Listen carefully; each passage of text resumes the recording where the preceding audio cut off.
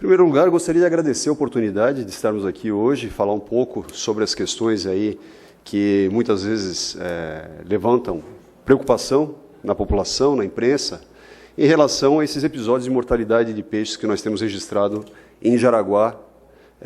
Não é fato único nem isolado, isso vem se repetindo ao longo dos anos, mas nós temos aqui alguns dados que eu trago para vocês, mais no sentido de tentar demonstrar aquilo que se faz em relação a esses casos e de que forma a Fujama tem atuado no combate a essas situações. Então, eu trago aqui alguns dados bem gerais. Gostaria primeiro de destacar que os casos mais recentes que nós tivemos aí, nós tivemos 3 situações fáticas, concretas, registradas desde o início dessa administração municipal. Então, nós tivemos o primeiro caso em maio de 2013, outro caso registrado em novembro de 2014, e a última situação agora no dia 10 e 11 de fevereiro. Mas, como eu havia comentado antes, essa situação não é um caso isolado. Nós temos aqui uma tabela, uma planilha, que relata cerca de 48 processos administrativos instaurados na Fundação, de um universo aí de mais de 500 processos administrativos. Só que esses 48 que eu relato aqui para vocês são processos que versam sobre poluição hídrica. Então, vejam, gostaria de destacar que a Fundação esse ano completa 10 anos e nós, já de antemão, presidente, gostaria de comentar com vocês que nós faremos uma celebração em razão da importância da Fundação para o município de Jaraguá do Sul. Essa celebração ocorre no mês de outubro e nós gostaríamos de ter a parceria desta casa nesse evento, mas nesses 10 anos de história da Fundação, nós tivemos então 48 processos administrativos instaurados relativos à questão da poluição hídrica no nosso município. Desses 48 processos, nós temos 12 processos, que são esses que vocês veem destacados na cor cinza. 12 desses processos, portanto, 1/4 deles, se deram na bacia do Rio Cerro. Então, vejam, nós temos inúmeros rios na nossa região, na nossa cidade, só que a região do Rio Cerro, que é relativamente pequena em relação a todo o restante do sistema hídrico da bacia do Rio Itapocu, registrou 25% das infrações e dos crimes ambientais nesse período. Portanto, reforçando aquilo que eu havia comentado, foram 48 processos administrativos relacionados à poluição hídrica. Desses 48 processos, 38 originaram notificações ambientais. Dessas notificações, 17 chegaram à autuação de infração ambiental, somando, então, um valor de R$ 388.500 de multas aplicadas nesses 10 anos.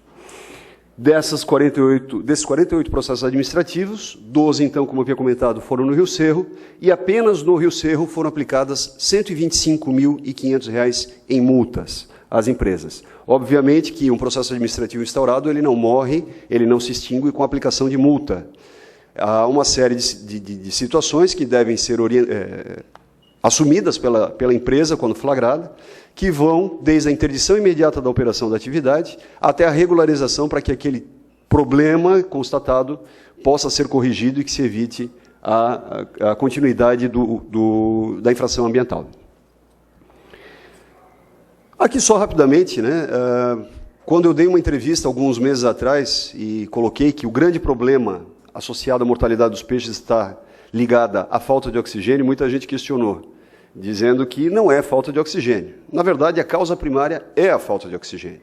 Obviamente que, muitas vezes, o oxigênio ele decai na água em razão de questões externas, certo? Então, aqui, para que nós tenhamos uma ideia, na atmosfera, a concentração média de oxigênio é de 270 miligramas por litro de ar. A nossa atmosfera na pressão próxima ao nível do mar. Na água dos rios, a concentração média de oxigênio é de apenas 9 miligramas por litro. Por quê? A dissolução de oxigênio na água é muito mais difícil do que no ar. Então, vejam a diferença absurda. Nós temos aqui de 270 para 9.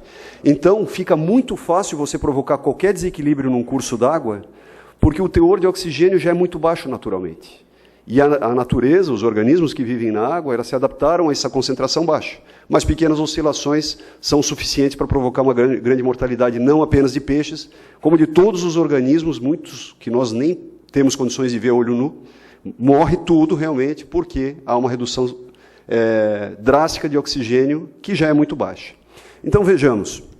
Na verdade, o que leva à mortalidade de peixes e de toda a biota aquática, toda a fauna, toda a flora aquática, muitas vezes, é uma conjunção desses 4 fatores. Então, nós temos aqui temperatura elevada, é um fator primordial, por isso que, normalmente, quando se constata a mortalidade de peixes, é em período de elevadas temperaturas, porque a temperatura elevada, ela diminui a solubilidade do oxigênio na água.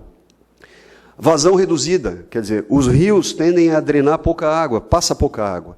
E é com o escoamento de água dos rios que há uma reposição, um reabastecimento de oxigênio. Efluentes de origem humana, são inúmeros e a gente já vai ver um pouquinho sobre isso. E o consumo nos processos naturais. A própria natureza, quanto mais alta a temperatura, mais consome oxigênio, faz parte do metabolismo. Isso aqui somado, esses 4 elementos, eles são, invariavelmente, a arma ou a condição perfeita para que haja um desequilíbrio ambiental, quando os 4 atingem níveis muito significativos. Aqui, só rapidamente, veja uma representação. À medida que a temperatura sobe, o oxigênio decai. Esse é um processo natural que acontece em qualquer lugar, em qualquer condição, no mundo inteiro. Não é uma exclusividade nossa. Causas de origem antrópica, quer dizer, de origem humana, rapidamente, só para a gente entender, né? Efluentes industriais. Qualquer efluente industrial vai gerar queda de oxigênio na água, especialmente se em desacordo com aquilo que prevê a legislação. Então, seja ácido, seja uma base, seja combustível, seja nutriente, detergente, qualquer efluente industrial provoca um decaimento de oxigênio na água. É importante dizer, pessoal, quando a gente vê uma mortalidade de peixe como se tem visto aqui, ela não é um efeito crônico, portanto, muito pouco provável que seja metal pesado. Metal pesado é aquele que vai surtir efeito depois de muito tempo, quando acumula no organismo. O que nós temos aqui são situações agudas. Morre uma grande quantidade em muito pouco tempo. Isso é um forte indicativo de que é o lançamento de algo muito rápido, com grande impacto, que acaba levando a essa mortalidade, como nós temos observado aqui. Esgoto sanitário in natura. Temos algumas regiões da cidade que ainda não têm redes, e daí a importância que se amplie as redes de esgoto na nossa cidade. O esgoto também contribui para a redução do oxigênio na água. A atividade rural da nossa região, e não exclusivamente em Jaraguá, até porque aqui nós já não temos uma representatividade tão grande como já foi em outros anos e como é em outras cidades. Mas lançamento de agrotóxicos, defensivos e fertilizantes na água também provocam redução de oxigênio. Então, só para ficar claro, invariavelmente a água, seja dos rios, das lagoas ou dos mares, ela é o destino final de todo poluente, mesmo aquele que foi lançado na atmosfera ou no solo. Invariavelmente os rios é que drenam. Portanto, são os rios que vão concentrar e potencializar o impacto de qualquer tipo de contaminante. Aqui só uma rápida escala, né? Então, boa seria a qualidade de água com 9 miligramas ou mais, e fortemente poluída com 4 miligramas ou menos. Veja aqui, qualquer situação em que o rio tenha, como eu falei, 9 miligramas seria uma situação favorável, já dali para cima melhor ainda. Só que se um rio chegar a 5 miligramas, eu vou deixar esse material para que vocês possam ver melhor, eu estou vendo que ficou um pouco pequena a representação. Mas um rio que chegue a menos de 5 miligramas de concentração de oxigênio já é o suficiente para provocar mortalidade de peixes. Então, vejam, não é nada muito significativa a diferença entre o ideal e o letal, né? Uma pequena variação já provoca a mortalidade dos peixes. E em razão disso tudo, disso que nós temos convivido aqui e das cobranças que sofremos, porque, afinal de contas, é natural que haja uma cobrança, a Fujama vem trabalhando na criação de um programa de monitoramento permanente de efluentes industriais. O nosso grande objetivo é, dentro daquilo que nos permite a estrutura, os recursos, o nosso pessoal, criar um mecanismo de controle para todas as empresas que desenvolvem ou que têm algum tipo de atividade que acabe gerando efluente industrial. Então, esse programa passa pelo mapeamento de empresas. Nós mapeamos todas as empresas no território de Jaraguá do Sul que, de alguma forma, produzem efluentes industriais. Nós selecionamos parâmetros para análise desses efluentes, porque há necessidade de fazer enquadramento à legislação.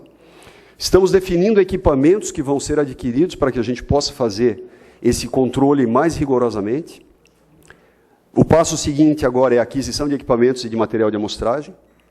Nós precisamos criar uma estrutura mínima, não é um laboratório, mas é uma estrutura mínima que nos permita ter um controle mais eficiente desse processo.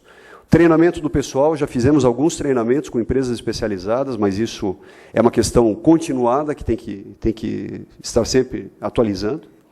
E a execução do programa, que nós queremos lançar o mais rápido possível. Aqui é uma representação, é apenas uma fotografia do mapeamento. Se vocês quiserem nos visitar na Fujama, eu vou ter o maior prazer de mostrar para vocês. Nós mapeamos, então, todas as empresas, todas as indústrias em Jaraguá do Sul que produzem algum tipo de efluente, classificando essas indústrias em 3 grupos.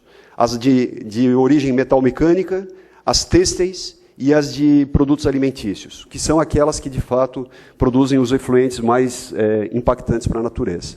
Então, esse mapeamento já está pronto. E agora, a etapa seguinte é nós adquirimos o equipamento. Isso aqui é uma sonda multiparamétrica. Esse equipamento aqui tem a capacidade de monitorar até 11 parâmetros diferentes na água e dar resultado em tempo real. No momento que você joga na água, ela já te dá um retorno. E nós estamos agora trabalhando com a prefeitura para conseguir recurso para poder adquirir esse equipamento, que ele custa em torno de R$35 mil. Aqui só rapidamente para passar para vocês os enquadramentos, né, e é aquilo que fundamenta toda a nossa aplicação das autuações e das notificações. Artigo 33 da Lei de Crimes Ambientais prevê uma detenção de 1 a 3 anos e multa que varia de 5 mil a 50 milhões de reais, ou ambas cumulativamente. Nós, como órgão do Poder Executivo, não temos o poder de polícia, portanto, não podemos prender. Mas situações em que caracterize crime ambiental, há um comunicado, uma notícia de fato para o Ministério Público, e aí o Ministério Público toma as medidas cabíveis no sentido de instaurar um processo, uma ação criminal contra aquele acusado. E há também o artigo 54, que mais ou menos versa na mesma linha, só que ele trata mais da questão dos danos à saúde pública. E aí também multa de 5 mil a 50 milhões de reais, mas não prevê na verdade, não existe ou reclusão ou multa. Então, essa aqui é basicamente o enquadramento que nós temos dado nos casos que temos registrados aqui na região. Então, essa era a minha exposição. Gostaria de ficar à disposição de vocês para qualquer dúvida. E, presidente.